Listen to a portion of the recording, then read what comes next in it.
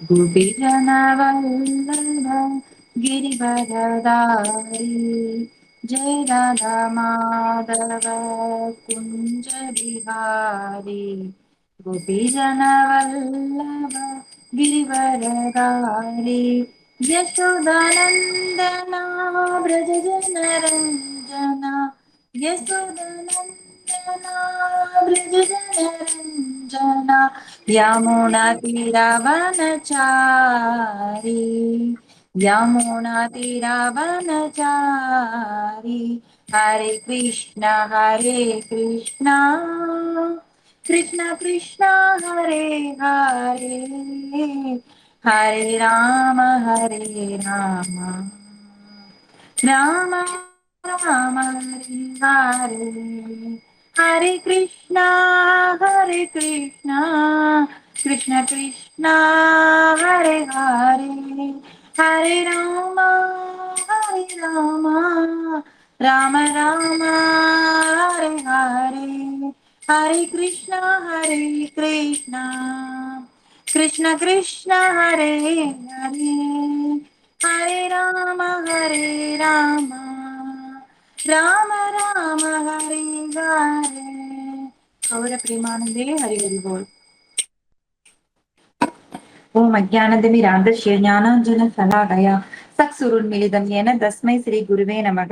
श्रीचैतन्यमनोभीष्टं स्थापितं येन भूतले स्वयं रूप गदा मह्यं ददाति सपदान्तिकं वन्देऽहं श्रीगुरुयुतपदकमलं श्रीगुरुन् वैष्णवांस श्रीरूपं साग्रजातं सगगण रघुनाथान्वितं तं सजीवं साद्वैतं सावधूतं परिजनसहितं कृष्णचैतन्यदेवं श्रीराधाकृष्णपादान् सगगण ललिता शाकान्वितांस हे कृष्ण करुणा सिन्धो दीनबन्धो जगत्पदे गोपेश गोपिका कान्त राधा कान्त नमोस्तुते तप्त काञ्चन गौरांगी राधा वृन्दावनेश्वरी वृषभानुसुदे देवी प्रणमामि हरिप्रिये माञ्जा कल्पतरूपयस्य कृपा सिन्धुभ्यैव च पतितानां पावनेभ्य वैष्णवेभ्य नमो नमः।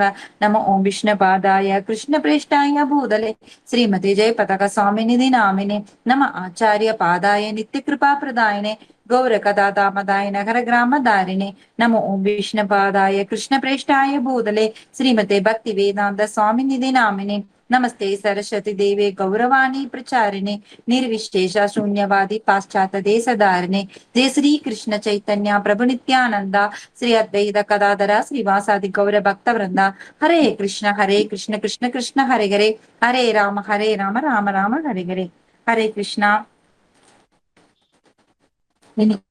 வந்து ஸ்ரீமத் பகவத்கீதா 2வது அத்தியாயம் 13வது ஸ்லோகம். தேஹினோ இஸ்மின் யதா தேஹே கௌமாரம் யவ்வனம் ஜரா ததா தேகாந்திர பிராப்தி தீரஸ்திருண முக்கியதி. தேகின உடல் பெற்ற அஸ்மின் இந்த யதா அதனால் தேகே உடலில் கௌமாரம் சிறு வயது யவ்வனம் இளமை ஜரா முதுமை ததா அது போலவே தேக அந்தர உடல் மாறுவதும் பிராப்தி அடைதல் தீர நிதான புத்தியுடையவர் தத்ர அதை பற்றி ந என்றுமில்லை. முஹ்யதி மயங்குதல் தேகத்தை உடையவனின் உடல் சிறுவயது இளமை முதுமை என்று கடந்து செல்வது போல் ஆத்மா மரணத்தின் போது வேறு உடலுக்கு மாற்றம் பெறுகிறது. நிதான புத்தியுடையவர் இது போன்ற மாற்றத்தால் திகைப்பது இல்லை. பொருளுரை: ஒவ்வொரு உயிர்வாளியும் தனித்தனி ஆத்மா என்பதால் ஒவ்வொருவரும் தனது உடலை ஒவ்வொரு கணமும் மாற்றிக்கொண்டே இருக்கின்றனர். சில நேரங்களில் சிறுவனைப் போலவும், சில நேரங்களில் இளைஞனைப் போலவும், சில நேரங்களில் முதியோனைப் போலவும் அவன் தோன்றுகிறான். இருப்பினும் ஆத்மா எவ்வித மாற்றமும் அடையாமல் அப்படியே இருக்கிறான். அந்த தனி ஆத்மா இறுதியில் மரணத்தின் போது உடலை மாற்றி வேறொரு உடலில் புகுகிறான். அடுத்த பிறவியில் வேறு உடலை அடையப் போவது உறுதி. அவ்வுடல் பௌதீகமாகவோ ஆன்மீகமாகவோ இருக்கலாம் என்பதால் அர்ஜுனன் தனக்கு பிரியமான துரோணர், பீஷ்மர் போன்றோரின் மரணத்திற்காக கூட வருந்த தேவையில்லை.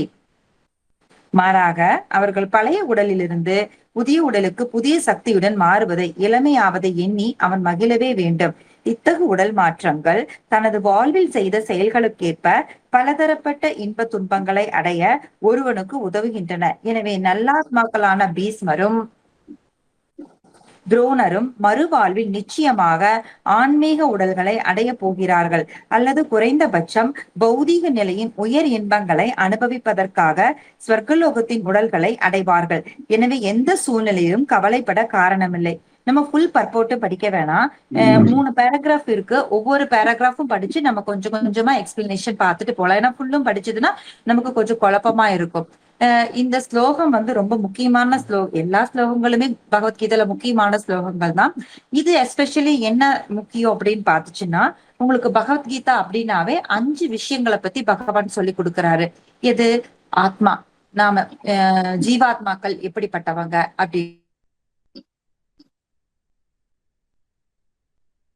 ஜட இயற்கை, காலம், கர்மா. இந்த 5 விஷயங்களை பகவான் வந்து ஹோல் பகவத்கீதையிலயும் நமக்கு எக்ஸ்பிளனேஷன் கொடுத்துட்டு இருக்காரு. அதுல வந்து முதல்ல இவர் வந்து சரணடைஞ்ச உடனேயுமே ஆத்மா, ஜீவாத்மாவை பத்தி விளக்குறாரு. அந்த ஜீவாத்மாவை பத்தி விளக்க ஆரம்பிச்ச 2வது ஸ்லோகம் தான் இந்த ஸ்லோகம். நமக்கு வந்து ஜீவாத்மாவுடைய குவாலிட்டி என்ன அப்படிங்கறத வந்து நமக்கு ஃபர்ஸ்ட் எக்ஸ்பிளைன் பண்ணிடுறாங்க. ஃபர்ஸ்ட் நாம யாருன்னு தெரிஞ்சுக்கிட்டாதானுங்க அதுக்கப்புறம் பரமாத்மா நம்ம என்ன பண்ணிட்டு இருக்கோம், எங்க வந்து டிராப் ஆகி மாட்டிட்டு இருக்கோம், இந்த விஷயமெல்லாம் நமக்கு புரியும் இல்லைங்களா? ஃபர்ஸ்ட் நாமளே யாருன்னு தெரியாத போது நமக்கு மத்த விஷயங்கள் எல்லாம் எப்படி புரியும்? அதனாலதான் ஃபர்ஸ்ட் ஆத்ம தத்துவத்தை பத்தி அவர் வந்து போதிக்கிறாரு. ஆத்ம தத்துவத்தை பத்தி போதிக்க ஆரம்பிச்ச உடனே ஃபர்ஸ்ட் என்ன சொல்றாரு? இதுக்கு முந்தின ஸ்லோகத்துல நானோ நீயோ இம்மன்னர்களோ இல்லாமல் இருந்த காலம் எதுவுமே இல்லை, எதிர்காலத்திலும் நம்மில் எவரும் இல்லாமல் இருக்க போவதும் இல்லை அப்படின்னு சொல்றாரு. அதாவது எப்பவுமே நம்ம இல்லாம இருந்தது இல்லையா, முன்னாடி இருந்தோம், இப்பவும் இருக்கோம், இதுக்கப்புறமும் நம்ம இருக்க போறோம். இதுக்கு என்ன அர்த்தம் அப்படின்னு பாத்துச்சுன்னா, நாம இப்ப படிக்கிற விஷயங்கள் எல்லாம் கிருஷ்ணர் வந்தாராமா, லீலைகள் புரிஞ்சாராமா அப்படின்னு படிக்கிறோம். சைத்தன்ய மகாபிரபு வந்தாராமா, லீலைகள் புரிஞ்சாராமா, திருப்பி அவரோட அபோடுக்கு போயிட்டாராமா, இப்படி நம்ம படிக்கிறோம். அப்போ இந்த ஸ்லோகத்தின் பிரகாரம் நாம எப்பவுமே இருந்துட்டு இருக்கோம் அப்படின்னா நாம எங்க போனோம்? இப்ப இந்த மனித உடல் இருக்கோம், அப்பவும் நாம இருந்திருக்கோம்,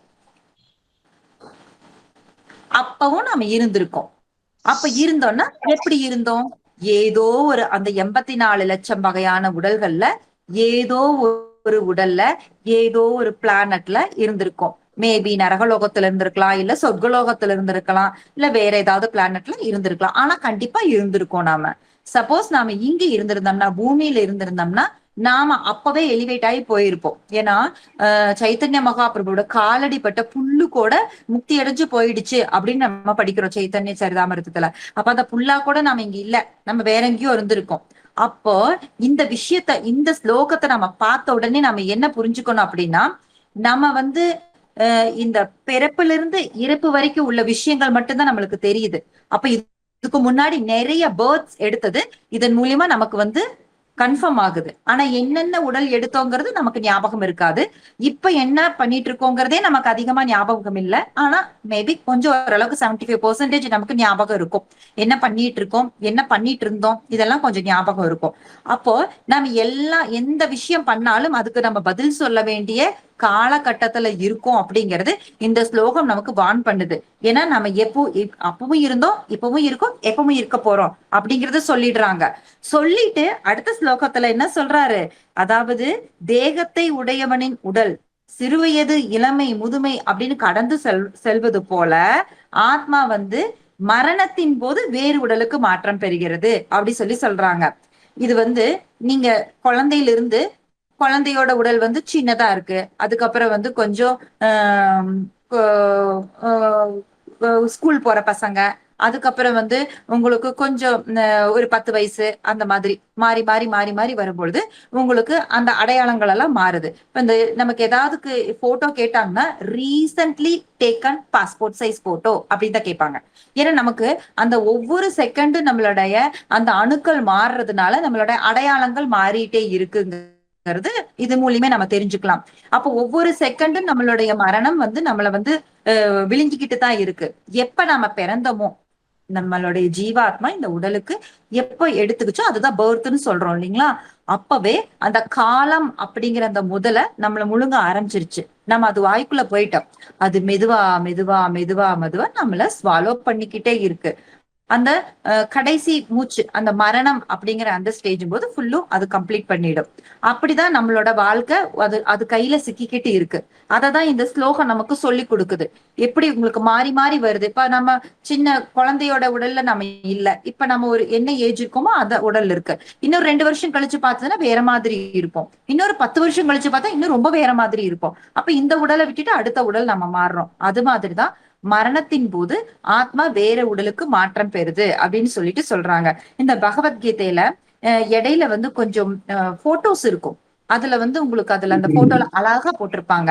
அதாவது கரெக்டா குழந்தையில இருந்து சின்ன வயசு, அதுக்கப்புறம் பெரியவங்க பெரியவங்க, அதுக்கப்புறம் கொஞ்சம் நடுநிலை ஏஜ், அதுக்கப்புறம் வயசாயிட்டு அதுக்கப்புறம் செத்து போறாங்க, திருப்பி மறுபடியும் அந்த மாதிரி போற மாதிரி அந்த சைக்கிள் வந்து அந்த அந்த ஃபிகர்ல ரொம்ப அழகா போட்டிருப்பாங்க. அது இந்த ஸ்லோகத்தை நல்லா ஃபுல் அண்ட் ஃபுல் எக்ஸ்பிளனேஷன் கொடுக்கற மாதிரி போட்டிருப்பாங்க. அதனாலதான் வந்து ஒருத்தங்க சாகிறது இருக்கிறது இத பத்தி எல்லாம் நீ கவலைப்பட வேணாம், நீ போர் புரின்னு சொல்லி அர்ஜுனர் வந்து சொல்றாரு. இதுல நாம என்ன பாத்துக்க வேண்டியது இருக்கு அப்படின்னு சொல்லி பாத்துச்சுன்னா, ஆத்மா நிரந்தரமா இருக்கு. அதனுடைய விஷயங்கள் எதுவுமே மாறுறது இல்ல. இந்த மேல இருக்கிற இந்த ஜட உடலுக்கு மட்டும்தான் இந்த மாற்றங்கள் அப்படிங்கறது நம்ம தெரிஞ்சுக்கிறோம். இப்ப வந்து நாம வந்து இந்த ஆத்மாவை வச்சுக்கிட்டு இந்த ஜட உடலோட நம்ம இருக்கோம். நாம இந்த ஜட இயற்கையோட நாம தொடர்பு கொண்டுட்டு இருக்கோம். அப்ப என்ன ஆகுது அப்படின்னா, ஒவ்வொரு செகண்டும் ஒவ்வொரு நாளும் நாம என்ன பண்றோம், சில செயல்களை செய்யறோம். அத கர்மா அப்படின்னு நம்ம சொல்றோம். அந்த செயல்கள் என்ன ஆகுது அப்படின்னா, நிறைய ஆசைகள் ஏற்கனவே நம்ம வந்து சேவ் பண்ணி வச்சிருக்கோம். நம்மளுடைய அந்த சூட்சும உடல்ல இருக்கு. அது அதற்கு அதை வந்து நிறைவேற்றுற மாதிரிதான் நமக்கு ஒரு உடல் கொடுக்கப்பட்டிருக்கு. இப்போ அது அது மட்டும் பத்தாம நம்ம என்ன பண்றோம், இன்னும் திருப்பி திருப்பி திருப்பி திருப்பி நிறைய ஆசைகளை உருவாக்கி உருவாக்கி சேர்த்துக்கிட்டே இருக்கோம். இப்ப காலையில இருந்து நைட்டுக்குள்ளார நிறைய விஷயங்களுக்கு நம்ம ஆசைப்படுவோம். அதுல 1 2 இன்னைக்கே கூட நாம நிறைவேற்றிப்போம். 1 2 வந்து நாளைக்கு நிறைவேற்றுறதுக்காக தள்ளி போடுவோம், இல்ல அடுத்த வருஷம் நிறைவேற்றுறதுக்காக தள்ளி போடுவோம். ஒரு சில விஷயங்கள் வந்து அப்படி அப்படியே சேவ் ஆகிக்கிட்டே வந்துட்டே இருக்கும். அந்த ஹார்ட் டிஸ்க்ல சேவ் ஆயிட்டே வந்துட்டு இருக்கும். கடைசியில அந்த மரணத்தின் போது என்ன ஆகும், அந்த சேவான அத்தனை ஆசைகளும் சேர்ந்து அடுத்த உடலை உருவாக்கி கொடுக்கும். என்ன மாதிரி ஆசைகள் உருவாக்கி வச்சிருக்கோங்கிறது நம்மளுக்கு தான் தெரியும். அது வந்து உள்ள சேவ் ஆயிட்டே இருக்கும். நம்ம சில விஷயங்கள் விருப்ப கூட படமாட்டோம், ஆனா பார்த்தோன்னே ஆசைப்பட்டிருப்போம். அது நம்மளே அறியாமல் அது உள்ள போய் சேவ் ஆயிடும். அது என்ன ஆகும், அது அடுத்த உடலுக்கு நம்மளுக்கு கொண்டு போயிட்டு இருக்கும். அப்போ நம்ம ரொம்ப சீரியஸா இருக்கணும் அப்படிங்கிறது இதுல நம்ம தெரிஞ்சுக்கிறோம். நாம அடுத்த பேராகிராஃப் பார்க்கலாம். தனி ஆத்மா பரமாத்மா மற்றும் இயற்கை பௌதீக மற்றும் ஆன்மீக இயற்கை இரண்டும் ஆகியவற்றின் நிலையை பக்குவமாக அறிந்தவன் தீர அல்லது நிதான புத்தியுடையவன் என்று அழைக்கப்படுகிறான். அத்தகு மனிதன் உடல்களின் மாற்றத்தால் ஒருபோதும் மயங்குவதில்லை. ஆத்மாக்கள் அனைத்தும் ஒன்றே என்றும் மாயாவாத கருத்தை ஏற்க முடியாது. ஏனெனில் ஆத்மாவை சிறு துண்டுகளாக வெட்ட முடியாது. அவ்வாறு ஆத்மாக்கள் அனைத்தும் பல்வேறு தனிப்பட்ட துண்டுகளாக வெட்டப்பட்டவை என்று எடுத்துக்கொண்டால் அது உன்னத ஆத்மா மாற்றமடையாதது என்னும் கொள்கைக்கு எதிராக அமையும். மேலும் பரமன் துண்டிக்கப்படக்கூடியது மாற்றம் அடையக்கூடியது என்றாகிவிடும். கீதையில் உறுதி செய்யப்பட்டுள்ளபடி பரமனின் அம்சங்கள் நித்தியமானவை, சனாதன ஷரா என்ற பெயரால் அழைக்கப்படுகின்றன. அதாவது அவை பௌதிக இயற்கையில் விழுந்துவிடும் தன்மையுடையவை. அம்சங்கள் நித்தியமாக அம்சங்களே. முக்திக்கு பின்னும் தனி ஆத்மா அம்சமாகவே திகழும். இருப்பினும் முக்தியடைந்த பின் அவன் பரமபுருஷ பகவானுடன் ஆனந்தமும் அறிவும் நிறைந்த நித்திய வாழ்வை வாழ்கிறான். ஒவ்வொரு தனிப்பட்ட உயிர்வாளியின் உடலிலும் வீற்றிருக்கும் பரமாத்மாவிற்கு பிரதிபலிப்பு கொள்கை உபயோகப்படுத்த முடியும். அவர் தனிப்பட்ட ஆத்மாவிலிருந்து வேறுபட்டவர். வானம் நீரில் பிரதிபலிக்கப்படும் போது சூரியன், சந்திரன் மற்றும் நட்சத்திரங்களும் பிரதிபலிக்கின்றன. நட்சத்திரங்களை உயிர்வாளிகளுக்கும் சூரியனையோ சந்திரனையோ முழுமுதற் கடவுளுக்கும் ஒப்பிடலாம். அர்ஜுனனால் பிரதிநிதிக்கப்படும் தனிப்பட்ட அம்சமான ஆத்மாவும் பரமாத்மாவாக விளங்கும் முழுமுதற் கடவுள் ஸ்ரீ கிருஷ்ணரும் ஒரே நிலையை உடையவர்கள் அல்ல. இது 4ஆம் அத்தியாயத்தின் தொடக்கத்தில் தெளிவாகும். அர்ஜுனன் கிருஷ்ணருக்கு சமமானவர் என்றாலோ, கிருஷ்ணர் அர்ஜுனனை விட உயர்ந்தவர் அல்ல என்றாலோ, கற்பவன் என்னும் அவர்களது உறவு அர்த்தமற்றதாகிவிடும். அவர்கள் இருவருமே அறியாமை சக்தியில் மயங்கக்கூடியவர்கள் என்றால் ஒருவர் கற்பிக்க மற்றவர் கற்றுக்கொள்ளும் அவசியமே இல்லை. அத்தகைய உபதேசங்கள் பயனற்றவை. ஏனெனில் மாயையினால் பிணைக்கப்பட்டுள்ள எவரும் அதிகாரம் பெற்ற ஆசிரியராக முடியாது. எனவே மாயையால் மயக்கப்படும் மறதியுடைய ஆத்மாவான அர்ஜுனன் என்னும் உயிர்வாளியை காட்டிலும் முழுமுதற் கடவுளான பகவான் கிருஷ்ணர் உயர்வானவர் என்பது ஏற்றுக்கொள்ளப்பட்டாக வேண்டும். இந்த பொருளுரையில வந்து என்ன சொல்ல வராங்க அப்படின்னு சொன்னா, பகவான் வந்து உங்களுக்கு ஹோல், அதுல இருக்கிற பார்ட் அண்ட் பார்சல் தான் நாம ஜீவாத்மாக்கள். அதாவது அவர் பெருசு. இப்ப ஒரு கடல்ல வந்து நிறைய தண்ணி இருக்கு. அந்த தண்ணியில ஒரு டிராப் நாம எடுத்து நாம சுவைத்து பார்த்தா கூட அந்த ஃபுல் கடலும் என்ன மாதிரியான சுவை இருக்கு அப்படிங்கிறது நம்ம அந்த ஒரு டிராப் சுவையிலேயே நம்ம தெரிஞ்சுக்கிறோம் இல்லைங்களா. அததான் இங்க சொல்ல வராங்க. ஆத்மா வந்து பகவானுடைய பின்ன பகுதி. ஆனா என்னன்னா குவாலிட்டியில ஒரே மாதிரி இருப்பாங்க. பகவான் மாதிரியே ஆத்மாவுக்கும் குவாலிட்டிஸ் இருக்கு. பகவான் மாதிரி பிறப்பு ஏறப்பட்டது ஆத்மா. அப்புறம் பகவானுக்கு என்னென்ன குவாலிட்டிஸ் இருக்கோ அத்தனை குவாலிட்டிஸும் ஆத்மாவுக்கு, ஜீவாத்மாவுக்கு இருக்கு.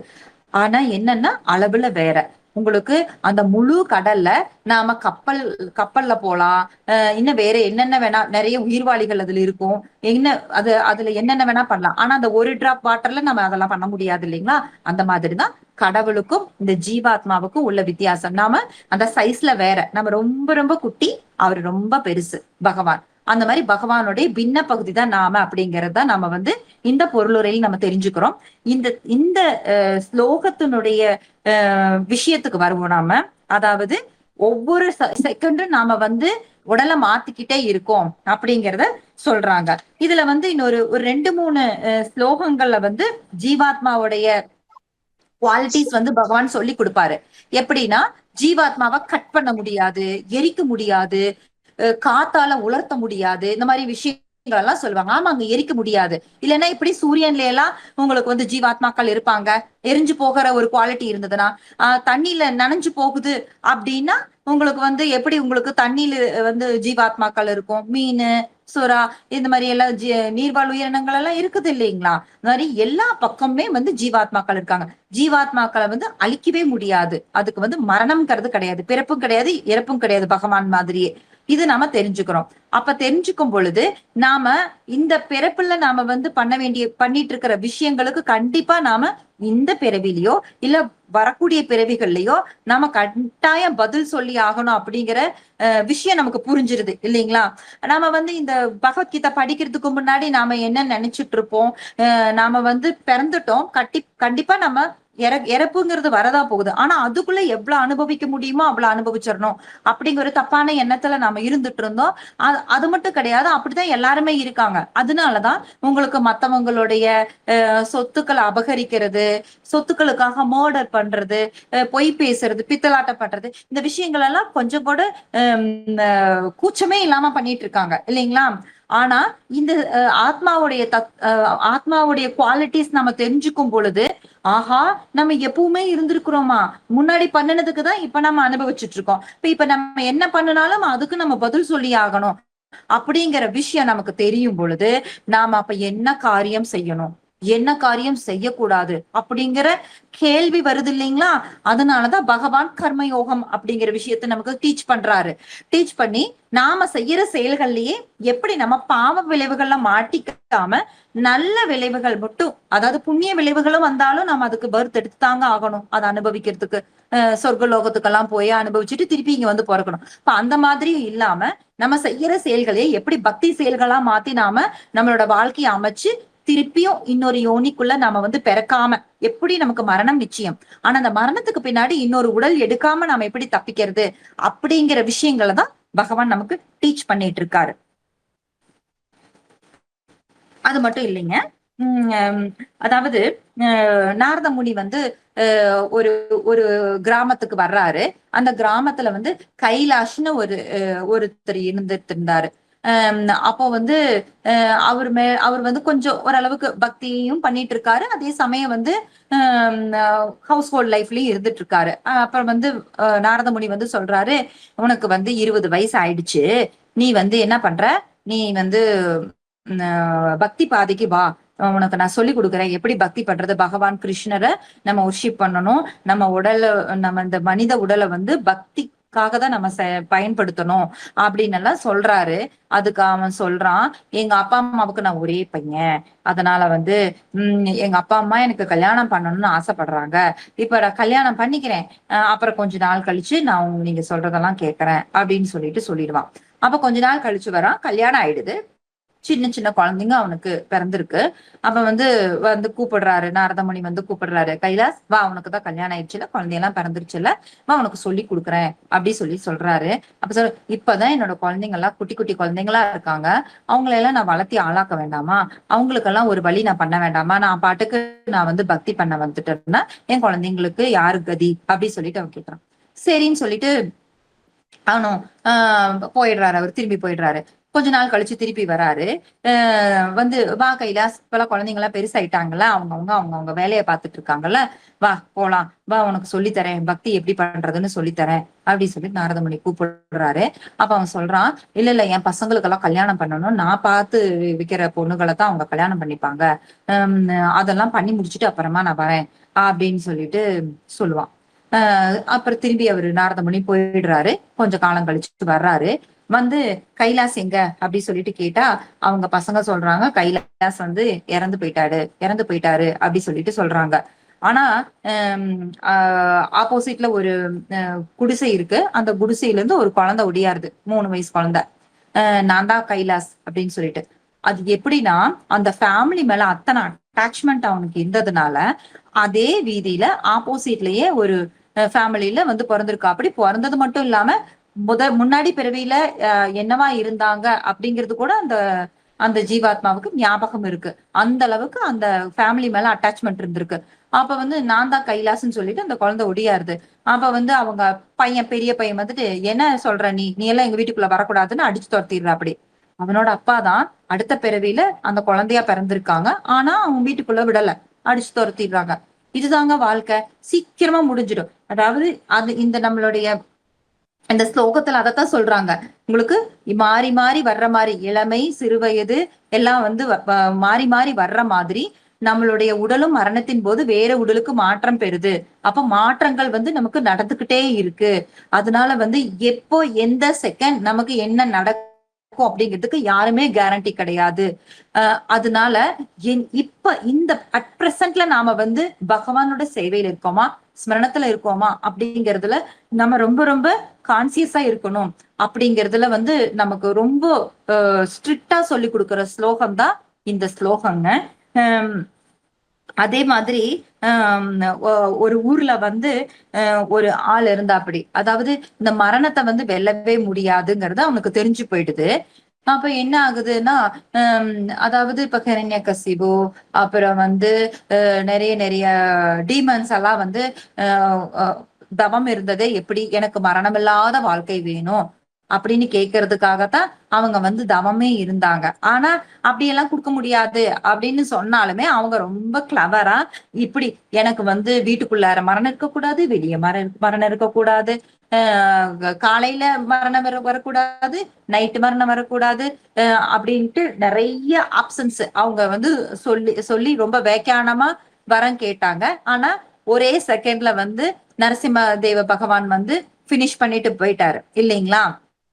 அப்ப இதெல்லாம் தெரிஞ்சுக்கிட்டு, நாம வந்து மரணம் இல்லாத வாழ்க்கை வாழ முடியாதுங்கிறது தெரிஞ்சு போச்சு. இப்ப வந்து இஸ்கான் பீப்புள்ஸ் எல்லாம் சொல்றாங்க, நீங்க வந்து ஹரே கிருஷ்ண மகா மந்திர ஜபம் பண்ணுங்க, வந்து பக்தர்களோட அசோசியேஷன் எடுத்துக்கோங்க, ஸ்கிரிப்சர்ஸ் எல்லாம் படிங்க, பகவத்கீதா பாகவதம் படிங்க, உங்களோட வாழ்க்கை வந்து பக்தி பாதையில கொண்டு போங்க, உங்களோட கடமைகளை செஞ்சுக்கிட்டே உங்க பக்தி பாதையும் நீங்க வந்து பேலன்ஸா கொண்டு போங்க அப்படின்னு எல்லாம் சொல்றாங்க. ஆனா எனக்கு இப்ப ரொம்ப என்ஜாய் பண்ற மூட்ல நான் இருக்கேன். நானு சும்மா வாழ்க்கை பூரா என்னால எல்லாம் வந்து பக்தி பண்ணிட்டு இருக்க முடியாது.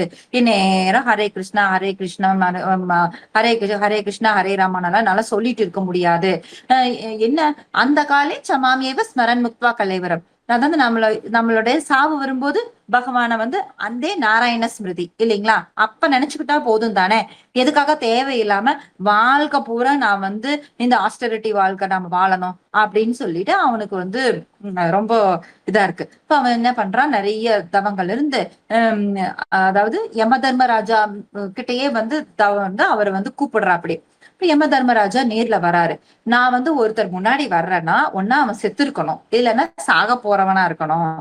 ஆனா நீ என்ன வந்து எனக்கான பூஜைகள் எல்லாம் பண்ணி என்ன ரொம்ப சந்தோஷப்படுத்திட்ட, அதனாலதான் உன் முன்னாடி வந்திருக்கேன் நானு, உனக்கு என்ன வர வேணும் கேளு அப்படி சொல்லிட்டு அவர் கேக்குறாரு. அதுக்கு அந்த ஆள் சொல்றான், கண்டிப்பா நீங்க மரணம் இல்லாத வாழ்க்கையை கொடுக்க மாட்டேங்க எனக்கு தெரிஞ்சிருச்சு. இவங்க இந்த இஸ்கான் பீப்புள்ஸ் எல்லாம் சொல்றாங்க, வந்து பக்தி பண்ணு பக்தி பண்ணுன்னு சொல்றாங்க. நம்ம இந்த உடலை விடும் பொழுது பகவானோட நாமங்கள் வந்து ஸ்மரணத்துல இருக்கணும் அப்படின்னு சொல்றாங்க. ஆனா எனக்கு இப்ப ரொம்ப என்ஜாய் பண்ணணும்னு ஆசையா இருக்கு. அதனால எனக்கு ஒரே ஒரு ஃபேவர் மட்டும் பண்ணுங்க. அதாவது எனக்கு எப்ப சாவு வருமோ அப்ப எனக்கு ஒரு லெட்டர் போட்டுருங்க. அப்ப நான் வந்து போயிட்டு ஏதாவது ஒரு இஸ்கான்ல போய் நான் ஜாயின் பண்ணிக்கிறேன். ஃபுல் டைம் டிவோட்டி ஆயிடுறேன். ஃபுல்லு நான் வந்து சர்வீஸ் பண்ணிட்டு எந்நேரம் பகவானை பத்தியே நினைச்சுக்கிறேன் நானு. அது வரைக்கும் நான் ஜாலியா இந்த உலகத்துல நான் என்ஜாய் பண்ணிக்கிறேன் அப்படின்னு சொல்லிட்டு கேக்குறாரு. ஓகே தத்தாஸ்து அப்படி சொல்லிட்டு கொடுத்துட்டு போயிடுறாரு. இவனும் வந்துட்டு ரொம்ப ஜாலியா இவனோட காசு பணத்தை எல்லாம் வந்து நிறைய புலனின்ப விஷயங்கள்ல ஈடுபடுத்தி நிறைய வேஸ்ட் பண்ணி அங்கி இங்கி சுத்திக்கிட்டு ரொம்ப என்ஜாய் பண்ணிட்டு இருக்கான். அப்ப வந்து அப்பப்ப வந்து கூப்பிடுறாங்க. ஃபர்ஸ்ட் வந்து தலைமுடி வந்து நரைக்குது. அப்ப வந்து சொல்றாங்க, இது இஸ்கான் டிவோட்டிஸ் வந்து கூப்பிடுறாங்க. எப்பா உனக்கு தலைமுடியெல்லாம் நரைக்குது, வாப்பா ஹரே கிருஷ்ண மகாமந்திர ஜபம் பண்ணுப்பா, வா இந்த சத்சங்கத்துல வந்து கலந்துக்கோப்பா அப்படி சொல்லி கூப்பிடுறாங்க. இல்ல எனக்கு லெட்டர் வரும், நான் வந்ததுக்கு அப்புறம் வரேன், நானு இப்பெல்லாம் நான் வரமாட்டேன், நீங்க போய்க்கோங்க அப்படி சொல்லிடுறான். அப்ப கொஞ்ச நாள் கழிச்சு கண்ணு வந்து சரியா தெரியல, கண்ணாடி போட ஆரம்பிச்சிட்டான். அப்பவும் வந்து உனக்கு இப்பவே கண்ணெல்லாம் ஒரு மாதிரி ஆயிடுச்சு, வாப்பா இப்பவாச்சும் வந்து பக்தி பண்ண ஆரம்பி அப்படி சொல்லி கூப்பிடுறாங்க. அப்பவும் சொல்லிடுறேன் எனக்கு இன்னும் லெட்டர் எல்லாம் வரல, நான் வந்ததுக்கு அப்புறம் வரேன் போங்க அப்படின்னு சொல்லிடுறான். அதுக்கப்புறம் பல்லெல்லாம் ஒன்னொன்னா உழுக ஆரம்பிக்குது. அப்ப ஒன்னொன்னா உழுக ஆரம்பிக்கும் போது அப்பவும் வந்து வந்து கூப்பிடுறாங்க, போக மாட்டேன்னு சொல்லிடுறான். அதுக்கப்புறம் கடைசியில இவனால நடக்கவே முடியாம கிடையில விழுந்துடுறான். அதுக்கப்புறம் மரணமும் வருது, மரண தேவனும் வந்துடுறாங்க. அப்ப இவனுக்கு ரொம்ப ஆச்சரியம் ஆயிடுது. எனக்கு லெட்டர் போடுறேன்னு சொன்னீங்கல்ல, எனக்கு எந்த லெட்டரும் கிடைக்கவே இல்லையே, நீங்க என்ன திடீர்னு வந்து இப்படி நிக்கிறீங்க அப்படின்னு சொல்லிட்டு அவங்க கிட்டயே சண்டைக்கு போறா அப்படி. அப்ப அவங்க சொல்றாங்க, நான் வந்து உனக்கு ஒண்ணு இல்ல 4 லெட்டர் நான் அனுப்பிச்சேன். ஃபர்ஸ்ட் முடி நரைச்சதுல்ல, அது ஃபர்ஸ்ட் லெட்டர். அதுக்கப்புறம் வந்து கண்ணு உனக்கு வந்து மங்குச்சல்ல, அது செகண்ட் லெட்டர். பல்லெல்லாம் உதிர்ந்துச்சுல, அது 3வது லெட்டர். அதுக்கப்புறம் உடல் எல்லாம் ரொம்பவுமே மோசமாயி கிடையில விழுந்தேல, அது 4வது லெட்டர். இதெல்லாம் நான் உனக்கு இன்ஃபார்ம் பண்ணிட்டு தான் இருந்தேன், நீதான் புரிஞ்சுக்கல அப்படின்னு சொல்லிட்டு அவர் வந்து சொல்லிட்டு அவங்களோட உயிரையும் பறிச்சுட்டு போயிடுறாங்க.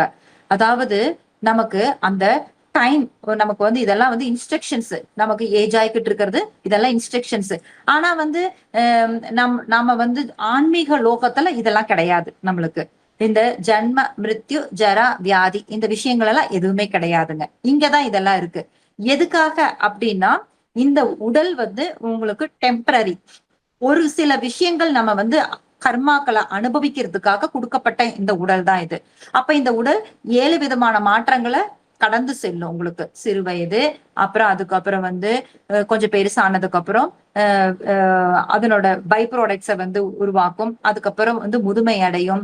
அதுக்கப்புறம் வந்து இறந்து போகும். அந்த மாதிரி எல்லாம் விஷயங்களை கடந்து போயேதான் ஆகணும். ஆனா இந்த மாதிரி விஷயங்கள் கடந்து போனாலுமே நிதான புத்தியுடையவர் வந்து இதை வச்சு நம்ம கலங்க மாட்டாங்க அப்படின்னு சொல்றாங்க. ஏன் அப்படின்னா, எப்படி வந்து நம்ம ஒரு ட்ரெஸ் வந்து ரொம்ப மோசம் ஆயிடுச்சுன்னா தூக்கி போட்டுட்டு வேற ட்ரெஸ் போட்டுக்கிறோம், அந்த மாதிரி இப்ப நமக்கு வந்து ஒரு விதமான ஆசைகள், ஒரு விதமான கர்மா, இதெல்லாம் பிராரப்தமா நமக்கு இந்த உடலோட கொடுக்கப்பட்டிருக்கு.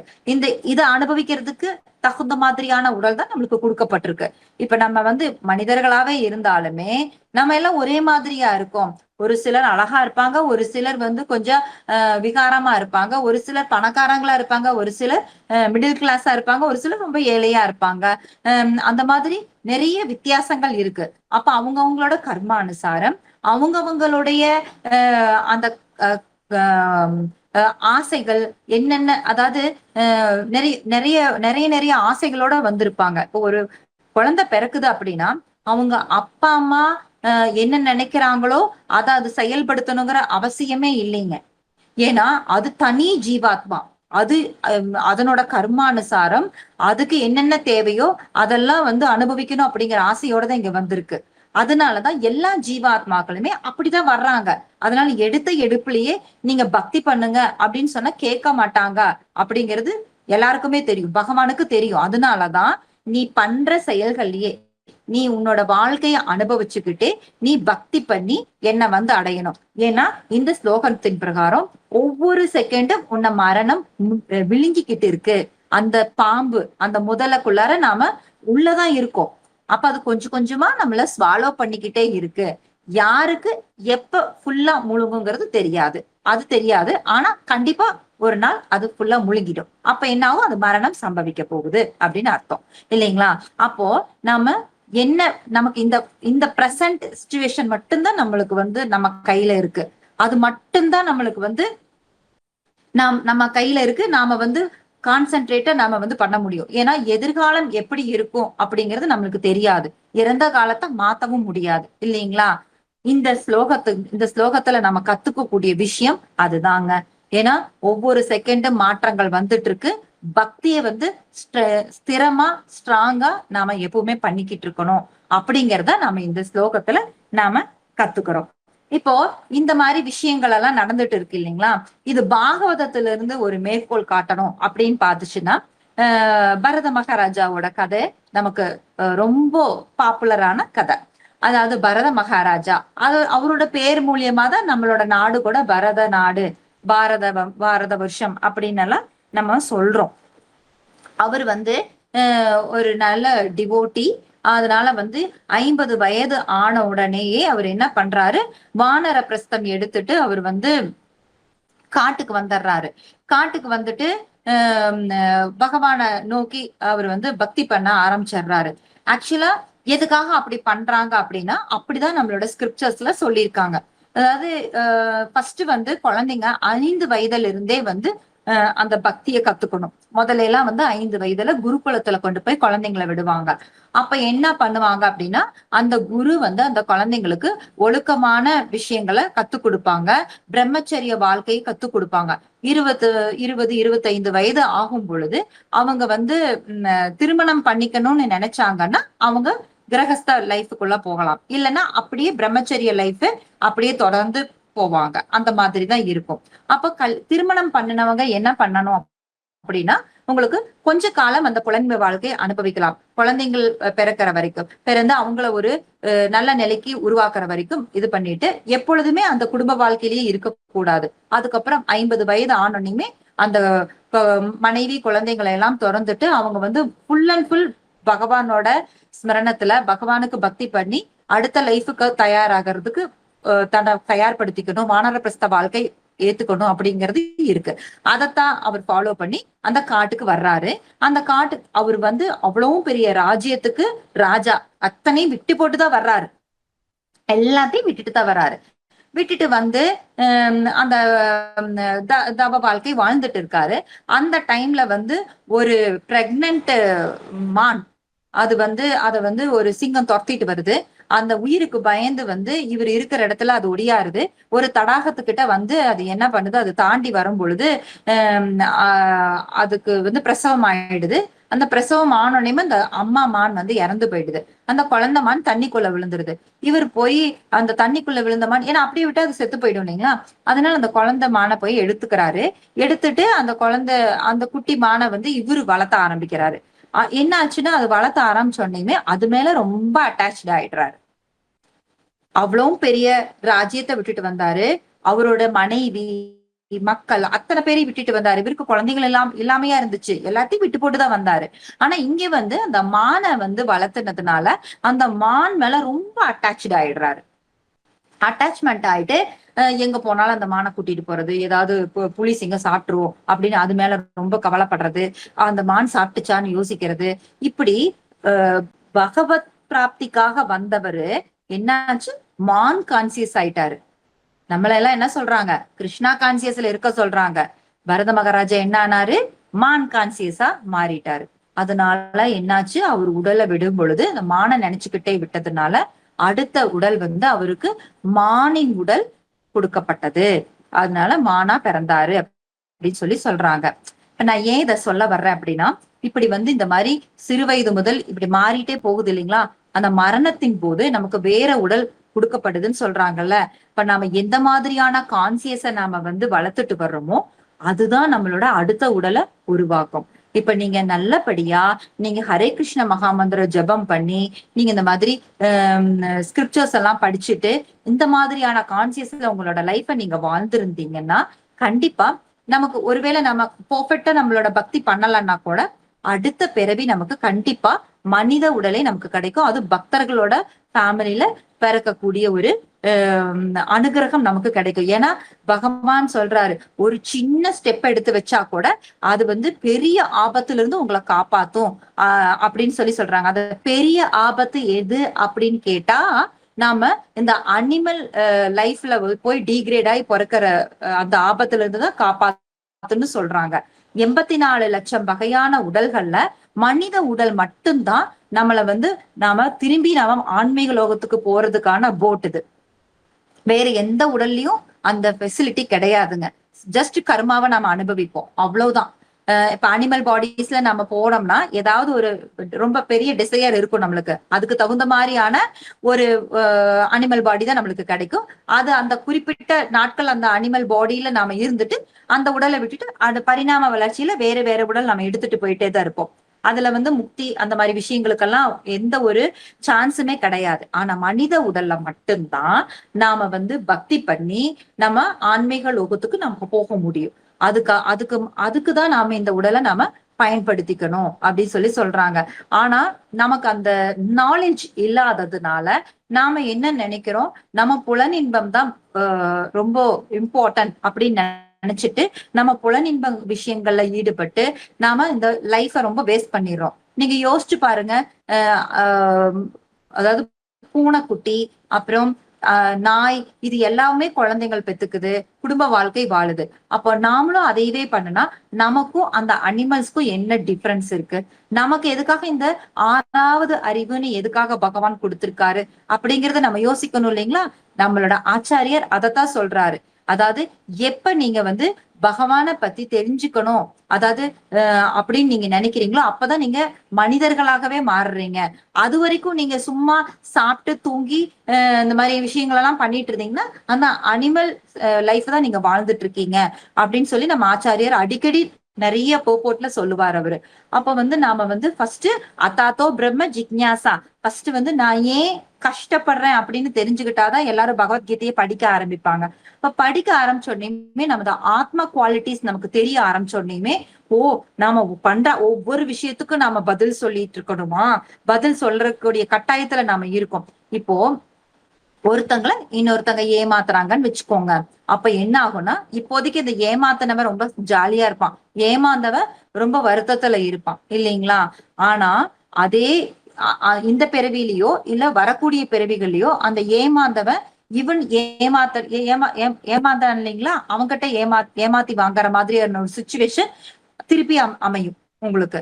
இந்த செகண்ட் சாப்டரோட மகாத்மியம் நான் உங்களுக்கு சொன்னனா இல்லையான்னு தெரியல.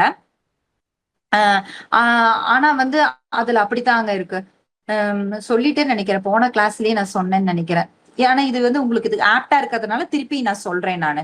அதாவது ஒரு ஹஸ்பண்ட் அண்ட் ஒய்ஃப் இருந்தாங்க. அந்த ஹஸ்பண்ட் அண்ட் ஒய்ஃப் வந்து எப்படிப்பட்டவங்க அப்படின்னா அந்த ஹஸ்பண்ட் வந்து ரொம்ப மோசமான ஆளுங்க. அந்த மோசமான ஆள் வந்து எப்பவுமே வந்து வேற பெண்களோட கூத்தடிச்சுட்டு அந்த மாதிரி எல்லாம் பண்ணிட்டு பொண்டாட்டி ரொம்ப கொடுமைப்படுத்திட்டு அப்படிதான் இருந்தான். அந்த மாதிரி இருந்துட்டு இருக்கும் பொழுது சொல்லிட்டேன்னு நினைக்கிறேன். ராதிகா மாதாஜி உங்களுக்கு ஞாபகம் இருக்கா? எஸ் மாதாஜி, நீங்க சொல்லிட்டீங்க மாதாஜி. இது இந்த கதை அவங்க வந்து பேய் பிசாசாவோ ஏதோ அவங்க ஹஸ்பண்ட் மாறிடுவாரு. திருப்பி அதையே ரிப்பீட் பண்ண வேணாம். கரெக்ட். ஓகே. கரெக்ட். ஆமா சொல்லிட்டேன். ஆமா அதாவது அப்ப அதுல பாத்தீங்கன்னா உங்களுக்கு ஒவ்வொரு விஷயமும் வந்து நாம என்ன பண்றோமோ அதுக்கு திருப்பி நம்ம பதில் சொல்ற மாதிரியான சிச்சுவேஷன் நமக்கு அமைச்சு கொடுக்குறாங்க.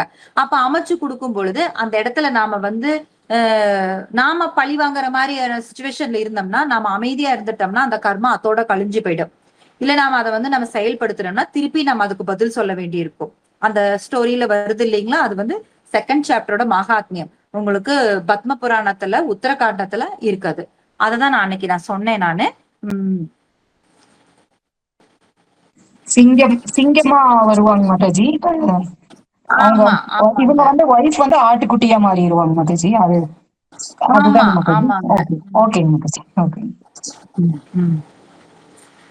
அப்ப அந்த மாதிரி உங்களுக்கு ஒவ்வொரு விஷயமும் வந்து இப்படிதான் நமக்கு வந்து பாண்டேஜ்குள்ள நம்மளை வந்து சிக்க வச்சுக்கிட்டு இருக்கு. அதனால வந்து நம்ம செய்யற செயல்கள் வந்து கரெக்டா இப்போ இப்ப பாருங்க, இப்ப எங்காவது நம்ம போறோம்னு வச்சுக்கோங்க. நம்ம வந்து நம்மளுக்கு வந்து ஒரு கடையிலேயே நம்ம போய் பர்ச்சேஸ் பண்றோம். ஒரு 100 ரூபாய் இதை கொடுக்குறோம்னு வச்சுக்கோங்க. அவங்க ஆக்சுவலா நமக்கு வந்து ஒரு 50 rupees நமக்கு திருப்பி தர வேண்டியது இருக்கு. ஆனா அவங்க ஏதோ ஒரு ஞாபகத்துல ஒரு 70 rupees கொடுத்துட்றாங்கன்னு வச்சுக்கோங்க. ஆனா நாம வந்து என்ன பண்ணணும், இல்ல இது வந்து எனக்கு 50 rupees தான் தர வேண்டியது இருக்கு, இந்தாங்க 20 rupees நம்ம திருப்பி கொடுத்துட்டோம் அப்படின்னா நாம எந்த ஒரு பாண்டேஜ்லயும் மாட்டிக்க மாட்டோம். ஆனா நாம வந்து ஆஹா வந்ததப்பா லாபம் ஒரு 20 அப்படின்னு சொல்லிட்டு நாம ஏதாவது அதை என்ஜாய் பண்ணோம்னா ஏதாவது ஒரு ரூபத்துல நமக்கு அந்த 20 இல்ல 40 நமக்கு போகும். அந்த மாதிரிதான் நமக்கு வந்து சுச்சுவேஷன்ஸ் அமையுது. ஒரு எக்ஸாம்பிள் தான் நான் சொல்றேன். ஆனா இந்த மாதிரிதான் நம்மளோட லைஃப்ல வந்து எல்லா சுச்சுவேஷன்ஸும் வந்து நமக்கு வந்து கிரியேட் பண்ணி வச்சிருக்காரு பகவான். நமக்கு வந்து எந்த ஒரு விஷயமும் வந்து சாதாரணமா நடக்கிறது கிடையாதுங்க. எல்லாமே ப்ரீ பிளான்ட், ரொம்ப பர்ஃபெக்டா நடக்கும் நமக்கு. அதாவது ஒரு கர்மா அப்படிங்கிற விஷயம் நமக்கு வந்து ஒண்ணு நமக்கு நடக்குது அப்படின்னா அதாவது அவ்வளவு ஒரு அக்யூரேட்டா தான் வரும். எப்படி உங்களுக்கு 1,00,000 பேர் இருக்கிற இடத்துல நீங்க வந்து ஒரு போன் நம்பருக்கு நீங்க வந்து கால் பண்ணீங்கன்னா அது எந்த நம்பரோ அந்த நம்பருக்கு மட்டும்தான் ரிங் போகும். அங்க இருக்கிற அத்தனை பேருக்கும் ரிங் போகாது இல்லைங்களா? அந்த மாதிரி அந்த கர்மா யாருக்கு அப்ளிகபிளோ அவங்க மேலதான் அது போய் அது அப்ளை ஆகும். இப்ப நமக்கு ஒரு விஷயம் நடக்குது அப்படின்னா, நம்ம எங்காவது போறோம், தடுக்கி விட்டு உழுகுறோம் அப்படின்னா கண்டிப்பா அது வந்து ப்ரீ பிளான்டு தான். நமக்கு அப்ப நடக்க வேண்டியதா இருக்கு. நாங்க போகாம இருந்திருந்தா, விழுகாம இருந்திருந்தா எனக்கு கால் உடைஞ்சிருக்காது அப்படின்னு எல்லாம் நினைக்க முடியாது. நம்ம வீட்லயே இருந்திருந்தா கூட அது நடக்கத்தான் செய்யும். அதனால நாம வந்து நம்மளோட செயல்கள் வந்து யாரையும் கஷ்டப்படுத்தாம கல்ச்சர்டு வே ஆஃப் லைஃப் நம்ம வாழ கத்துக்கணும். அததான் வந்து நமக்கு வந்து பகவத்கீதை கத்து கொடுக்குது. கல்ச்சர்டு வே ஆஃப் லைஃப் அப்படின்னா என்ன அப்படின்னு பார்த்ததுன்னா, நம்மளையும் நம்ம கஷ்டப்படுத்திக்க கூடாது, மத்தவங்களையும் நம்ம கஷ்டப்படுத்த கூடாது. அந்த மாதிரியான ஒரு லைஃப். அதாவது மத்தவங்க மீன்ஸ் மனிதர்கள் மட்டும் கிடையாது, எல்லா ஜீவாத்மாக்களும் தான். தேவையில்லாம மத்த ஜீவாத்மாக்களை நாம தொந்தரவு பண்ணக்கூடாது. அந்த மாதிரியான ஒரு லைஃப் நாம வாழ கத்துக்கணும். அதுக்காக தான் இப்போ ஒரு ரெகுலேட்டிவ் பிரின்சிபல்ஸ் எல்லாம் நமக்கு சொல்றாங்க. நம்ம அதை ஃபாலோ பண்றது மூலியமா நம்ம வந்து நிறைய பாவ விளைவுகள்ல இருந்து நம்ம தப்பிக்க முடியும். நம்மளோட கல்ச்சர்டு வே ஆஃப் லைஃபா நம்ம வாழ முடியும் அப்படிங்கிறதுக்காக. அதையும் தாண்டி நம்ம குடிக்கிற தண்ணியில நிறைய கிருமிகள் இருக்கு. நம்ம நடக்கும் போது நிறைய கிருமிகளை நம்ம நிறைய வந்து எறும்பு இதெல்லாம் சாகுது. தெரியாம நம்ம பண்ற விஷயங்கள் எல்லாமே இருக்கு. ஆனா அதுக்கெல்லாம் வந்து நமக்கு மன்னிப்பு இருக்கு நம்மளுக்கு. ஆனா நாம வாலண்டியரா போய் எந்த ஒரு உயிரினத்தையாவது நாம வந்து தொந்தரவு பண்ணோம்னா அதுக்கு மன்னிப்பு கிடையாது. இப்போ ஒரு எக்ஸாம்பிள் வந்து நம்ம கிச்சனை வந்து கிளீன் பண்றோம். கிச்சன் கிளீன் பண்ணும் போது நாம வந்து இந்த ஹிட்டு இதெல்லாம் நம்ம போடுறோம் இல்லைங்களா? காலையில பார்த்ததுன்னா அத்தனை காக்ரோச்சஸ் எல்லாம் செத்து கிடக்கும். அப்ப அத்தனை ஜீவாத்மாக்களை நாம கொன்ன பாவம் நமக்கு சேருமா அப்படின்னு கேட்டா, அந்த நம்ம பண்ணலைன்னா கிச்சன்ல வந்து இருக்கிற ஃபுட்டு அதை எல்லாமே அது வந்து ஸ்பாயில் பண்ணிடும். நம்மள வந்து நமக்கு வந்து ஃபுட் பாய்சன் உருவாக்கி விட்டுடும் அது இல்லைங்களா? அதுக்காக தான் நம்ம கிச்சன் கிளீன் பண்றோம். இப்போ ஜீவோ ஜீவசிய ஜீவனம், ஒரு ஜீவனை அழிச்சுதான் இன்னொரு ஜீவன் வாழணும் அப்படிங்கிற மாதிரிதான் இந்த ஜட உலகம் இருக்கு. சோ அந்த மாதிரியான சுச்சுவேஷன்ல நம்ம பண்ற விஷயங்கள் வந்து நமக்கு மன்னிப்பு இருக்கு. அதுக்குதான் வந்து உங்களுக்கு பழைய யுகங்கள்ல 5 வித யஜ்ஞங்கள் தினமும் ஹவுஸ் ஹோல்ட் லைஃப்ல இருக்கிறவங்க பண்ணணும் அப்படிங்கிற மாதிரி எல்லாம் சொல்லி கொடுத்தாங்க. கிருஷ்ணர் வந்து அந்த 16,108 ராணிகளோட வாழும்போது அதெல்லாம் பண்ணிட்டு இருந்தாரு. ஆனா இந்த கலியுகத்துல அதெல்லாம் சாத்தியம் இல்லை அப்படிங்கிறதுனால நமக்கு ஒரே ஒரு யஜ்ஞம் தான், சங்கீர்த்தன மகா யஜ்ஞம். ஹரே கிருஷ்ண மகா மந்திர சங்கீர்த்தன யஜ்ஞம் மட்டும்தான் நமக்கு பிரெஸ்கிரைப் பண்ணிருக்காங்க. அதை பண்ணும் பொழுது நீங்க எந்த விதமான யஜ்யங்கள், அஸ்வமேத யாகம், என்னென்னமோ யாகம் எல்லாம் பழைய காலத்துல பண்ணாங்க இல்லைங்களா? அதெல்லாம் நீங்க பண்ணுனா என்ன பலன் உங்களுக்கு கிடைக்குமோ அந்த பலன்கள் எல்லாம் இந்த சங்கீர்த்தன யஜ்யம் ஒண்ணு பண்றதன் மூலியமாவே உங்களுக்கு எல்லா பலன்களும் உங்களுக்கு கிடைச்சிடும். அப்ப அந்த மாதிரி நமக்கு அஜ்ஞானமா பண்ணக்கூடிய பாவங்களும் அதுல அழிஞ்சிடும். நாம வாலண்டியரா எந்த பாவமும் பண்ணக்கூடாதுங்கிற ஞானம் நமக்கு கிடைச்சதுனால நாம அந்த விஷயங்களுக்கு போக மாட்டோம். அப்போ அதுக்கு மீறி நாம ஹரே கிருஷ்ண மகாமந்திரம் ஜபம் பண்ணிட்டு இருக்கும் பொழுது நம்மளுடைய அந்த கோல் ஆஃப் லைஃப், பகவான் மேல அந்த லவ், நமக்கு வந்து ஆக்டிவேட் ஆகணும். அதுதான் நம்மளோட கோல். அப்போ அதுவும் நமக்கு கிடைச்சிரும். அப்ப நம்ம இந்த மனித லைஃப பர்ஃபெக்டா நாம பயன்படுத்த முடியும். இந்த ஸ்லோகத்துல நாம அந்த அந்த ஒரு சீரியஸ்னஸ் தான் நம்ம பாக்குறோம். ஒவ்வொரு செகண்டும் நாம இறந்துட்டு இருக்கோம், மாறிக்கிட்டு இருக்கு, உடல் மாறிக்கிட்டு இருக்கு. மரணம் அப்படிங்கிறது நிச்சயங்கிறது தெரியும் தான். ஆனா இப்போ ஒருத்தர் இறந்து போன ஒரு சாவு நிகழ்ச்சிக்கு நம்ம போறோம், நம்ம மனசுல துளி கூட அப்படி ஒரு எண்ணம் இருக்காது. நமக்கு ஒரு நாள் இந்த மாதிரி மரணம் ஏற்படும் அப்படிங்கிற எண்ணமே நமக்கு வர்றதில்ல. அதுதான் அஜ்ஞானம், அறியாமை அப்படிங்கிற இதுல இருக்கோம் நாம. உங்களுக்கு வந்து எல்லாருமே அப்படிதான் இருக்கும். யுதிஷ்ட மகாராஜா கூட ஒரு வாட்டி அப்படிதான் சொல்லுவாரு. உங்களுக்கு என்ன ஒரு இந்த உலகத்துல பெரிய அதிசயத்தை பாக்குறீங்க அப்படின்னு கேட்டதுன்னா, அதாவது எல்லா ஜீவாத்மாக்களுமே தான் இறக்கவே போறதில்ல அப்படிங்கிற ஒரு நினைப்போடதான் சுத்திட்டு இருக்கிறாங்க. அதுதான் பெரிய அதிசயமா இருக்கு அப்படின்னு சொல்லி சொல்றாங்க. அது உண்மைதாங்க. நம்மளோட லைஃப்லயே நீங்க பாருங்க, நம்ம யாரையாவது பாக்குறோம், யாராவது இறந்து போனவங்கள பாக்குறோம், நமக்கு அப்படி ஒண்ணு தோன்றதே கிடையாது இல்லையா? நமக்கு என்னமோ சாவு அப்படிங்கிறது வந்து ரொம்ப காலத்துக்கு அப்புறம் வரப்போகுது, இப்போதைக்கு அதை பத்தி நினைக்க வேண்டியது இல்ல அப்படிங்கிற மாதிரிதான் நம்மளோட மென்டாலிட்டி நம்ம அந்த அளவுக்கு மறைச்சிருக்கு. அது வேணா இருந்துட்டு போகட்டுங்க, எப்பவோ வந்துட்டு போகட்டும், அதை பத்தி யோசிக்க சொல்லல. ஆனா நம்ம பிரசன்ட், இந்த பிரசன்ட் சிச்சுவேஷன், இந்த பிரசன்ட் செகண்ட வந்து நாம வந்து பெர்ஃபெக்டா பயன்படுத்தி ஆகணும் இல்லைங்களா? ஏன்னா இது போனா இது இறந்த காலம் ஆயிடும். அடுத்த செகண்ட் என்ன நடக்குங்கிறது யாருக்குமே எதுவுமே தெரியாது. என்ன வேணா நடக்கலாம், நம்மளுக்கு நடக்காமையும் இருக்கலாம். அப்போ நாம இந்த ஒவ்வொரு செகண்டையும் வேஸ்ட் பண்ணாம நம்ம பக்தி சேவையில நாம வந்து ஈடுபடுத்தணும் அப்படின்னு சொல்லிட்டு சொல்றாங்க. அதுக்காக நான் எந்நேரம் வந்து ஹரே கிருஷ்ண மகாமந்திர ஜபம் பண்ணிட்டு இருந்தா எனக்கு வீட்டுல ஒரு வேலையும் கிடையாதா, நான் வேலைக்கு போக வேண்டாமா அப்படின்னு எல்லாம் நாம யோசிக்கலாம். ஆக்சுவலா உங்களை யாரும் வேலைக்கு போக வேண்டாம்னு சொல்ல, வீட்டு வேலைகள் செய்யாம இருக்க வேண்டாம்னு சொல்லல. அதாவது இப்போ ஃபார் எக்ஸாம்பிள், இதெல்லாம் நீங்க உங்களோட லைஃப்ல வந்து கண்டிப்பா இதெல்லாம் நீங்க கிராஸ் பண்ணி வந்திருப்பீங்க. இந்த இப்ப நான் சொல்ல போற எக்ஸாம்பிள், இப்ப வந்து சாவி, பீரோ சாவியோ இல்ல ஏதோ ஒரு சாவி, வண்டி சாவி, ஏதோ ஒரு சாவின்னு வச்சுக்கோங்களேன். அந்த சாவியை நீங்க எங்கேயோ ஒரு பக்கம் வச்சிடுறீங்க. வச்ச இடம் மறந்து போகுது. காலையில எந்திரிச்சு நீங்க அந்த சாவியை எங்க வச்சீங்க அப்படிங்கறது யோசிச்சு பாக்குறீங்க, தொலாவி பாக்குறீங்க, உங்களுக்கு கிடைக்க மாட்டேங்குது. யோசிச்சாலும் யோசனை வர மாட்டேங்குது. ஆனா காலையில எந்திரிச்சு அதை தொலாவிட்டு இருக்கிறதுக்கு டைமும் இல்லை உங்களுக்கு. காலையில எந்திரிச்சு குளிக்கணும், சமைக்கணும், வேலைக்கு போகணும், இல்லைன்னா குழந்தைங்களை தாட்டணும், இந்த மாதிரி அவங்கவங்களோட வே ஆஃப் லைஃப் இருக்கு இல்லைங்களா, அது பண்ணி ஆகணும். ஆனா தொலாவ முடியல. ஆனா அது ரொம்ப முக்கியமான சாவியா இருக்கும். அப்போ என்ன பண்ணுவீங்க, நீங்க எல்லா வேலையும் செய்வீங்க, ஆனா சிந்தனை பூரா அந்த சாவி மேலதான் இருக்கும். இங்க வச்சிருப்பனா, அந்த டிராவ்ல வச்சிருப்பனா, இல்ல கீழே போட்டுட்டனா, இல்ல வரும்போது தொலைச்சிட்டனா, இல்ல தொலைக்கவே இல்ல, நைட்டு நான் வச்சிருந்த ஞாபகம் இருக்கு, இல்ல போஸ்ல வச்சிருப்பேனா, இல்ல ஹேண்ட்பேக்ல வச்சிருப்பேனா, இல்ல வேற எங்காவது வச்சிருப்பேனா அப்படின்னு சொல்லி இப்படி யோசிச்சுக்கிட்டே இருப்பீங்க. ஆனா உங்களோட வேலைகள், குளிக்கிறது, சாமி கும்பிடுறது, சாப்பிடுறது, எல்லா வேலையும் நடக்கும். ஆனா அந்த சிந்தனையில அந்த சாவியே தான் இருக்கும் உங்களுக்கு. ஆனா எல்லா வேலையும் நடந்திருக்கும். அப்போ ஒரு சாவிய வந்து ஸ்மரணிச்சுக்கிட்டே உங்களால எல்லா வேலை, ஜட வாழ்க்கையில இருக்கிற அத்தனை வேலையும் உங்களால செய்ய முடியும் பொழுது, ஏன் கிருஷ்ணரை வந்து நம்ம ஸ்மரணிச்சுக்கிட்டு நம்மளோட வாழ்க்கையில எல்லா வேலைகளையும் பண்ண முடியாது அப்படிங்கிறது தான் இப்ப நாம இதுல நம்ம கத்துக்க வேண்டிய விஷயம். அந்த மாதிரி நம்ம பழகிக்கணும்.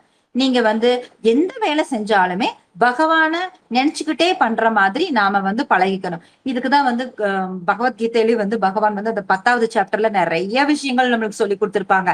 நீ தண்ணி குடிக்கிறியா, தண்ணியோட சுவையா நான் இருக்கேன். சூரியனை பாக்குறியா, சூரிய சந்திரர்களோட ஒளியா நான் இருக்கேன் அப்படின்னு நிறைய விஷயங்கள். இந்த ஜட விஷயங்களை பார்க்கும் போதே பகவானை வந்து நாம வந்து எப்படி ஸ்மரணிக்கிறது அப்படிங்கிற விஷயங்கள் அவரோட ஆப்புலன்ஸ் மூலியமா நமக்கு சொல்லி கொடுத்திருப்பாரு.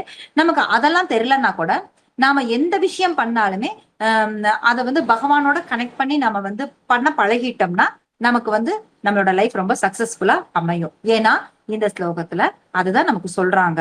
உங்களுக்கு ஒவ்வொரு செகண்டும் நம்மளோட மரணம் நெருங்கிட்டு இருக்கு. நமக்கு ஆத்மா வந்து, ஆத்மாவுக்கு எந்த மாற்றமும் கிடையாது, அது அப்படியேதான் இருக்கு உங்களுக்கு. ஆனா என்ன ஆகுது, இந்த உடல் வந்து மாறிக்கிட்டே போகுது. இந்த உடல் வந்து டெஸ்ட்ராய் ஆகும் பொழுது அடுத்த உடல் அது எடுத்துக்குது அப்படி சொல்லி சொல்றாங்க. இதுல இன்னொரு விஷயம் நம்ம கத்துக்கிறது என்ன அப்படின்னா, இப்போ நாம வந்து பண்ற பக்தி விஷயங்கள் வந்து நமக்கு வந்து அதாவது ஒரு உண்டியல்ல காசு போட்டுட்டு இருந்தோம்னா இப்ப பாதி தூரம் போட்டிருக்கோம். அப்ப வந்து திருப்பி நம்ம விட்டுடுறோம். மறுபடியும் நம்ம காசு போட்டோம்னா அந்த பாதி நம்பி இருக்குல்ல அது மேல இருந்து தானே போடுவோம். அந்த மாதிரிதான் பக்தி விஷயங்கள் எல்லாம். நம்ம எந்த இடத்துல விட்டோமோ அதுல இருந்துதான் நம்ம தொடங்குவோம். ஆனா என்ன இதுல ஒரு ரிஸ்க் அப்படின்னா, இப்போ நீங்க எல்லாம் வந்து பகவத்கீதா கிளாஸ் கேக்குறீங்க, பாகவதம் கிளாஸ் கேக்குறீங்க, சாண்டிங் பண்றீங்க அப்படின்னா இது முதல் பிறவி கிடையாது. உங்களுக்கு பக்தியினுடைய முதல் பிறவி கிடையாது. பகுனாம் ஜென்மனாம் மந்தி ஞானவான்மாம் பிரபத்தியதே. எத்தனையோ பிறவிகளா கொஞ்சம் கொஞ்சமா சேர்த்தி வச்ச பக்தி சுக்ருதி தான் உங்களுக்கு இந்த பிறவியில இந்த விஷயங்கள் எல்லாம் உங்களுக்கு பிராப்தமாயிருக்கு. ஆனா இந்த விஷயங்கள் வந்து பிராப்தம் ஆகிறதுக்கு நீங்க என்ன பிறந்த உடனே நீங்க பக்தி பண்ணீங்களா? எத்தனையோ நாட்கள் நாம வேஸ்ட் பண்ணிட்டோம் இல்லைங்களா? அப்போ அடுத்த பிறவி அப்படிங்கும் பொழுது நாம வந்து இதே மாதிரி நிறைய டைம் வேஸ்ட் பண்ண மாட்டோம்னு என்ன நிச்சயம் இல்லைங்களா? அந்த பிறப்பு அப்படிங்கிறது ரொம்ப கொடுமையானது. ஏன்னா பாகவத பக்கங்கள்ல நம்ம பார்த்தோம்னா அந்த கருவுல இருக்கிற குழந்தை அனுபவிக்கிற அந்த கஷ்டம் வந்து அப்படி சித்தரிச்சிருப்பாங்க. அந்த குட்டி குட்டி நுண்ணுயிரிகள்லாம் அந்த குழந்தையோட அந்த ஸ்கின்னை வந்து கடிக்குமா. அது வந்து அந்த வலி தாங்காம வந்து அது வந்து அப்படி பெறலுமாமா. அப்புறம் அந்த தாயுடைய மலம் மூத்திரம் இருக்கிற அந்த இடத்துலதான் அது வந்து வளருது உங்களுக்கு. அது மட்டும் கிடையாது, 7 மாதங்கள் அதுக்கு கம்ப்ளீட் ஆனோன்னையுமே அதுக்கு வந்து பழைய பிறவிகளோட அத்தனை ஞாபகங்களும் அதுக்கு அத்தனை விஷயங்களும் அதுக்கு ஞாபகம் வந்துரும். இத்தனை பிறவிகள் நாம எடுத்திருக்கோம் அப்படிங்கறதெல்லாம் அதுக்கு ஞாபகம் வந்துடும். அப்ப அது அழுகுமா, பகவான ப்ரே பண்ணுமா, அந்த அந்த கர்ப்பத்துல இருக்கிற குழந்தை ப்ரே பண்ணுமா, இந்த பிறவியில நான் பிறந்து வந்தோடனே நான் உங்களுக்கு பக்தி பண்ணி அடுத்தது நான் பிறப்பு எடுக்க மாட்டேன், நான் உங்களோட ஆன்மீக லோகத்துக்கு வந்துருவேன் அது பிராமிஸ் பண்ணுமா.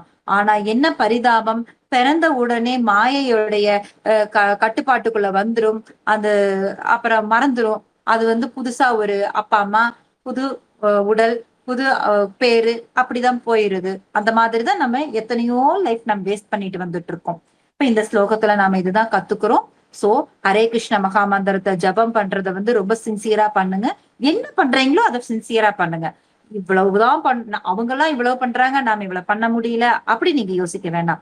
நீங்க ஒரு ரவுண்ட் சான் பண்றீங்களா, இல்ல 2 ரவுண்ட் சான் பண்றீங்களா, அதை சின்சியரா பண்ணுங்க. இல்ல 16 ரவுண்ட் பண்ணிட்டு இருக்கீங்களா, அதை சின்சியரா பண்ணுங்க. என்னைக்குமே அதை ஸ்கிப் பண்ணாதீங்க. எவ்வளவு உடம்பு சரியில்லைன்னாலும் அதை ஸ்கிப் பண்ணாதீங்க. அதாவது அவர் பேரு கதம்பகானன மகராஜ். இப்பதான் அவர் வந்து கொஞ்ச காலத்துக்கு முன்னாடி காலமானாரு. அவர் வந்து ரொம்ப அழகா கீர்த்தன் பண்ணுவாருங்க.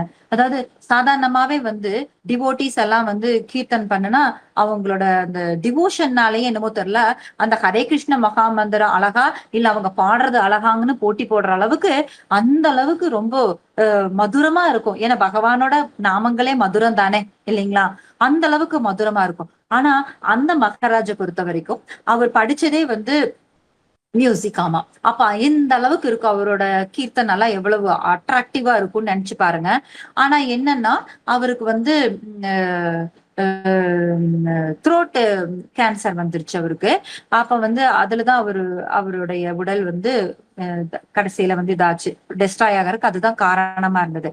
நான் இதை ஏன் சொல்ல வரேன் அப்படின்னு சொன்னேன்னா, அவர் எவ்வளவு சின்சியரான டிவோட்டி அப்படிங்கறது நம்ம பார்க்கணும். அதாவது அந்த த்ரோட் கேன்சர் வந்து ஃபைனல் ஸ்டேஜ்ல இருக்கு. அவருக்கு வந்து பேசுறதுக்கு கூட ரொம்ப கஷ்டம்.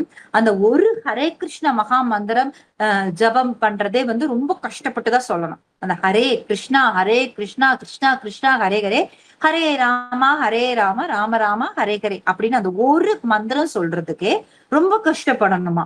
அப்ப சொன்னாங்களா, கடைசி ஸ்டேஜ்ல இருக்கீங்க, நீங்க ஏன் கஷ்டப்பட்டு 16 மாலைகள் எல்லாம் நீங்க ஜபம் பண்றீங்க? வேண்டாம், நீங்க அந்த அந்த ஹரே கிருஷ்ண மகா மந்திரம் ஒரு 16 வாட்டி சொல்லுங்க போதும் அப்படின்னு சொல்லிட்டு சொல்லியிருக்காங்க. அவங்களோட சீனியர்ஸ் எல்லாம் சொல்லியிருக்காங்க. இல்ல இப்படி நான் பண்ணேன்னா இதுக்கு பின்னாடி வர்றவங்க எல்லாம் என்ன பார்த்து இந்த மாதிரியான ஒரு சலுகைகள் எடுத்துக்குவாங்க அப்படின்னு சொல்லிட்டு அவரு ரொம்ப கஷ்டப்பட்டு அந்த 16 மாலைகளை ஜபிப்பாராம். அந்த 16 மாலைகள் ஜபிக்கிறதுக்கு அவரு நாள் பூரா எடுத்துப்பாராம். நைட்டு 12 ஆனாலும் முடிச்சுட்டு தான் தூங்குவாராம். திருப்பி எந்திரிச்சு மறுபடியும் இப்படி பண்ணிதான் அவர் விட்டதா அவங்களோட டிசேபிள்ஸ் எல்லாம் வந்து ஷேர் பண்ணிக்கிட்டாங்க யூடியூப்ல. இப்ப நினைச்சு பாருங்க, அந்த சின்சியாரிட்டி அப்படிங்கிறதுக்கு வந்து எப்படி வாழ்ந்து காமிக்கிறாங்க பாருங்க. நம்மளுடைய ஆச்சாரியர்கள் எல்லாம் எப்படி நம்மளோட குரு, அவங்க எல்லாம் குரு தானே, அவங்க எல்லாம் எப்படி வாழ்ந்து காமிக்கிறாங்க பாருங்க. இப்ப நமக்கு வந்து குரல் வளம் நல்லா இருக்கு, உடலும் நல்லா இருக்கு. அப்ப நமக்கு வந்து நம்ம பண்ணிட்டு இருக்கிற இந்த பக்திய சின்சியரா பண்ணணும், எதுவுமே ஸ்கிப் பண்ணக்கூடாது. 1000 பிரச்சனைகள் வருங்க. நமக்கு வந்து பினான்சியலா வரலாம், இல்ல ஹெல்த் ப்ராப்ளம் வரலாம், இல்ல வேற ஏதாவது ஃபேமிலி பிரச்சனைகள் வரலாம். அதான் சம்சார தாவாவாச்சே. எப்ப வேணாலும் எந்த பிரச்சனை வேணாலும் எப்படி வேணாலும் முளைக்கும். உங்களுக்கு காட்டுக்குள்ளார வந்து தீ பிடிக்கிறதுக்கெல்லாம் காரணம் எல்லாம் சொல்ல வேண்டியது இல்ல. 2 மரம் வந்து உறைஞ்சாவே தீ பிடிச்சுக்கும். அது அவ்வளவு சீக்கிரம் எல்லாம் அவியாது. உங்களுக்கு மழை பெஞ்சாதான் அவியும். அந்த மாதிரி நம்மளோட வாழ்க்கையில எப்ப பிரச்சனை ஸ்டார்ட் ஆகுது, எப்படி அது வந்து தீருங்கிறது சொல்ல முடியாது. பிரச்சனைகளை வந்து நாம இந்த பக்திக்குள்ள கொண்டு வரவே கூடாது. அந்த பிரச்சனைகளை வந்து நாம பக்தியை வந்து ஸ்ட்ராங் பண்ணிக்கிறதுக்கு உபயோகப்படுத்திக்கலாம். ஒரு பிரச்சனை வருது, இப்ப வந்து பகவானே எனக்கு இந்த மாதிரி பிரச்சனை இருக்கு, பிரச்சனையை தீர்க்க சொல்லி நான் சொல்லல, ஆனா இந்த பிரச்சனையை வச்சு நான் வந்து உங்களோட பக்தியை வந்து எப்படி ஸ்ட்ராங் பண்ணிக்கிறதுங்கிற புத்தியை எனக்கு கொடுங்க அப்படின்னு சொல்லிட்டு பகவானை எந்நேரம் சரணடைஞ்ச ஜீவாத்மாக்களா நாம இருந்தோம்னா கண்டிப்பா இந்த மனித உடலை நம்ம பெர்ஃபெக்டா நாம ரொம்ப சக்சஸ்ஃபுல்லா நாம வாழ முடியும். ஹரே கிருஷ்ணா. யாராவது ஏதாவது கமெண்ட் சொல்றீங்களா, இல்ல ஏதாவது கேள்விகள் இருந்தா கேளுங்க, நம்ம கிளாஸ் முடிச்சுக்கலாம். ரொம்ப நல்லா இருந்துச்சு மாதாஜி கிளாஸ் இன்னைக்கு. ரொம்ப புதுசா நிறைய விஷயங்கள் வந்து அதுல இது பண்ணிட்டேங்க. இந்த ஏதாவது பொருளை வந்து நம்ம வீட்டுல எங்கேயாவது கை மறதியே வச்சுட்டோம்னா அதை நினைச்சுக்கிட்டு தேடிட்டு, நானும் அப்படிதாங்க மாதாஜி பண்ணுவேன். ஏதாவது அது யோசனை ஃபுல்லா அந்த பொருள் மேலதான் இருக்கு, எங்க வச்சிருப்போம் வேலையை செஞ்சுட்டே ஓடி வந்து கபோர்டு திறந்து பாக்குறது, அங்க பாக்குறது இங்க பாக்குறது, அது மாதிரி தேடிட்டு இருப்பாங்க மாதாஜி. அது கரெக்டுங்க மாதாஜி, நல்லா மேட்ச் ஆகுது. அந்த வேர்டு வந்து பகவான நம்ம அந்த மாதிரி அதுதான் நாம வந்து தெரிஞ்சுக்கணும். அப்ப ஒரு சாதாரண சாவியை நினைச்சிட்டு எல்லா வேலையும் செய்ய முடியும் போது ஏன் பகவான நினைச்சிட்டு நம்மளால செய்ய முடியாது?